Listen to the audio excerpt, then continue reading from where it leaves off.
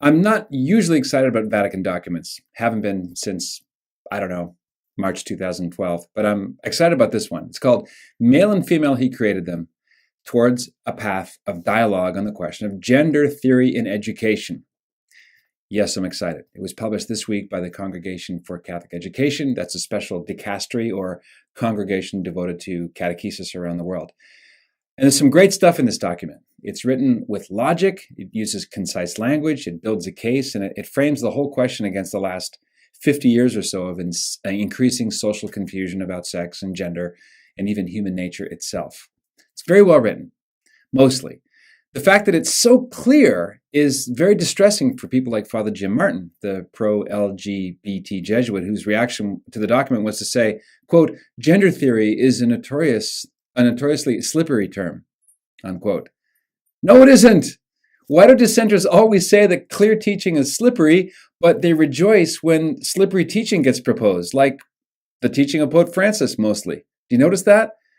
No, this document called Gender Theory a cultural and ideological revolution, unquote. So here's some highlights. It's only 50-some paragraphs, so it's quite easy to read. It defines the bad view of the family that leads to this definition from new sexual theories of the 20th century. It gives a summary of the erroneous political debates that arise from ideologies like gender ideology, which is confusion about the difference between sex and gender. It says that sex is a matter of biology, that it's rooted in the union of soul and body. Remember the Aristotelian hylomorphic unity, body and soul? Remember, the percentage of people actually afflicted with transgenderism is only 0.6% of the US population. That's about half of 1%. And yet it controls the whole cultural narrative of how we're supposed to think about these things. Now, there's one problem passage. Quote, "The programs dealing with formation in affectivity and sexuality offered by the Catholic Centers of Education must take into consideration the age group of the students being taught and treat each person with the maximum of respect." It goes on.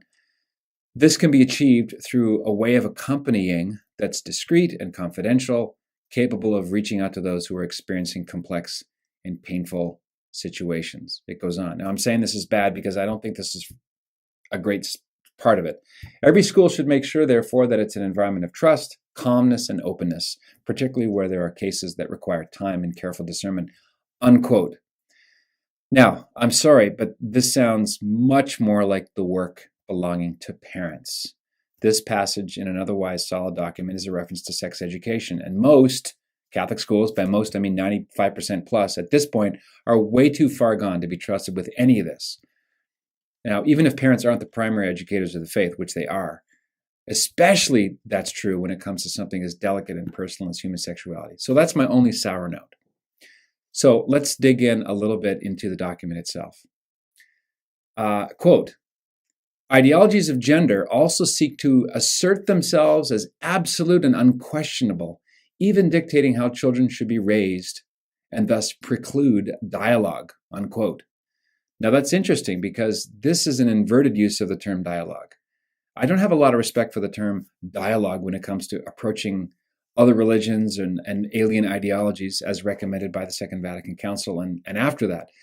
Whether you're talking about the Muslims or the Jews or the LGBT community, where has dialogue gotten us after 50 years of it? Not far.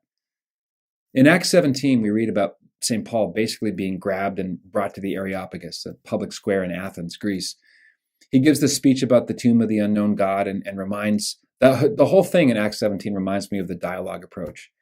St. Paul presents some ideas. He says that God is the one in whom we move and have our being, and he doesn't really light a fire in these people. They scoff at him. Some of them call him a babbler, and most of them walk away, with the exception of a couple of people that Luke mentions, like Dionysius at the Areopagite. Paul doesn't mention Christ crucified, no mention of sin, and very few people convert. This document, however, frames dialogue in a slightly better way. It says there's a path to dialogue which involves listening, reasoning, and proposing. Now, that's a much stronger way to approach the idea of dialogue. It's not anywhere near the strong language of popes before, say, 1960. But if you read the encyclicals of Pius IX or X or Pope Leo, any of the Piuses in the 20th century, it's almost a different religion. Previous popes wrote in masculine, fatherly ways. Now, fathers are zealous to protect their kids, like good shepherds are zealous to protect their sheep from the wolves. But this Vatican document, I have to say, blames the gender ideologues for not dialoguing. It's hilarious. They're saying that rather than Catholics have to continually dialogue and do a better job, which we've been exhorted to do for 2 generations, this document blames the gender ideologues for not dialoguing enough, which is a nice change-up, I think. Here's a few more quotes. I'm normally allergic to reading, but I want to get this in front of you and get your comments below in the YouTube channel here. Quote, now this is a direct quote from Persona Hermana. This is the Declaration on Certain Questions of Sexual Ethics from 1975. I would say that most of the documents that are cited in this Vatican document on gender ideology are not really from Pope Francis. There's a couple of Amoris Laetitia references, but it's really from John Paul II and from previous Congregation of the Faith documents, which are very clear, very unambiguous. Here's one. Quote, in fact, it is from their sex that the human person receives the characteristics which on the biological, psychological, and spiritual levels make that person a man or a woman, and thereby largely condition his or her progress toward maturity and insertion into society. My only comment about this or complaint about that passage is that it uses so-called inclusive language. I can tell you right now that the original quote was man and he generically, but I hope it's still clear. They just kind of bowdlerize it. But the point is that the human person receives characteristics that are inborn. They're given. They're a gift. And those gifts largely condition your destiny. See, biology is destiny. That's why the whole document is called Male and Female, He Made Them. Not male and 56 different possibilities, according to Facebook, He made them. Here's another one. Now, that was quoted inside the document, but it's a reference in the footnotes to Persona Humana, the 1975 document. Here's another one. From the point of view of genetics, male cells, now these are all fighting words.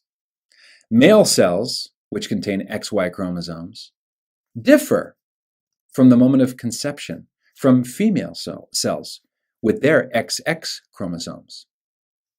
That said, in cases where a person's sex is not clearly defined, it is medical professionals who can make a therapeutic intervention. He's talking about the very rare cases of hermaphroditism.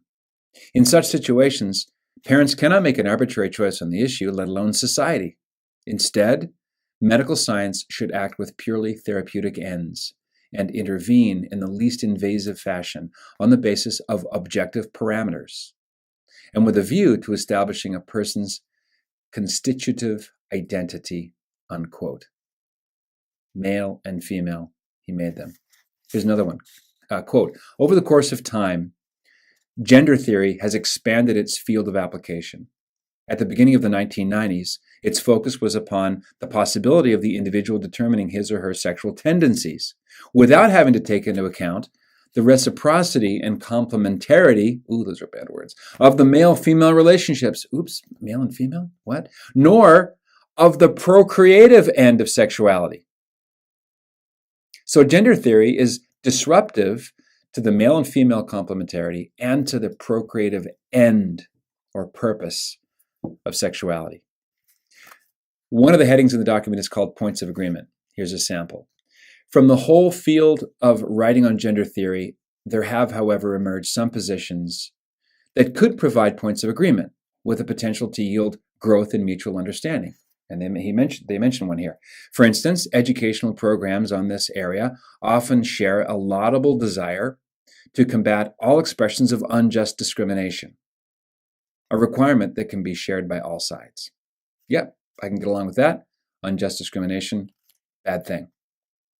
This has brought a certain rigid status quo, delaying the necessary and progressive enculturation of the truth of Jesus' proclamation of the equal dignity of men and women. Yes, agreed. men and women are equal in dignity. It's a point we should emphasize. Then there's another heading called points of criticism. This is section 19. Quote, gender theory, especially in its most radical forms, speaks of a gradual process of denaturalization that is a move away from nature and towards an absolute option for the decision of the feelings of the human subject. In this understanding of things, the view of both sexuality, identity, and the family becomes subject to the same liquidity and fluidity that characterize other aspects of postmodern culture, often founded on nothing more than a confused concept of freedom in the realm of feelings and wants or momentary desires provoked by emotional impulses and the will of the individual, as opposed to anything based on, wait for it, the truths of existence. Now that rather long sentence represents fighting words to the gender ideologues, because it simply says outright that all of this fluidity and liquidity is bunk. Male and female are sexes. It's a matter of hardware, not flimsy software, certainly not the fleeting element of the computer screen that can change from moment to moment at will. Number 20, the underlying presuppositions of these theories can be traced back to a dualistic anthropology. Remember dualism? Positing soul against the body, the mind against everything else, sort of a bifurcated, split version of the human person rather than the holistic body and soul composite vision, which is both biblical and also Aristotelian. All that is here in this document. This dualistic anthropology separates the body, reducing to the status of inert matter from human will, which itself becomes an absolute that can manipulate the body as it pleases. That's a really brilliant line. I'm going to say that again. The underlying presuppositions of these theories can be traced back to a dualistic anthropology, separating body, reduced to the status of inert matter, like stuff, from the human will, which itself becomes an absolute that can manipulate the body as it pleases. In our culture, we now think of the human body as a tabula rasa, a blank slate on which you can write whatever you want. You can put huge amounts of tattoos. Maybe, if you can afford, take them off. You can put spiky metal objects in your skin. You can give yourself horns. You can add on body parts. You can take them off. We don't think of our bodies as not our own. We think of them as our tools, our instruments, as something separate from us, over which we have total hegemony, total control. We're not ministers of our bodies. We're not, in a way, united to our bodies. We use our bodies as things. We thingify something that really should be something sacred because it belongs to our identity. So I think all of this is a great start. And honestly, you can tell Pope Francis had no part in writing this. His name is not on the document. There's no signature. And that's something that dissenters have already made a big deal about because they'll use any excuse to squirrel away from the requirements of the gospel, especially the requirements of the gospel that have to do with the region between the navel and the knees. It's ironic that leftists say that Catholics are obsessed with sexual matters when sexual matters are the main issues on which dissenters leave the church.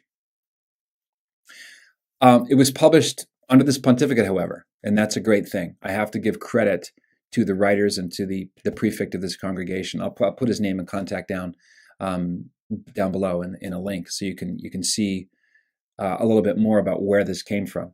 So while he didn't write it, Pope Francis certainly would have approved the idea of it. And I have to say that Pope Francis has been strong on this gender ideology stuff. He's been very bold since the beginning of his pontificate in describing gender ideology as alien and foreign. And he's gone further to say that it's from the prince of lies, the father of lies. I don't know of any pope in recent history who's talked more about the devil. And in the case of Pope Francis, tied the activity of the devil to the confusion around male and female, masculine and feminine. So I have to give the authors credit. Now, the left are not happy about this document already. As Rush Limbaugh himself commented this week in his monologue, when the left have left Pope Francis, so to speak, this is a disaster for them. I mean, this is a disaster of apocalyptic proportions. Be a saint. What else is there?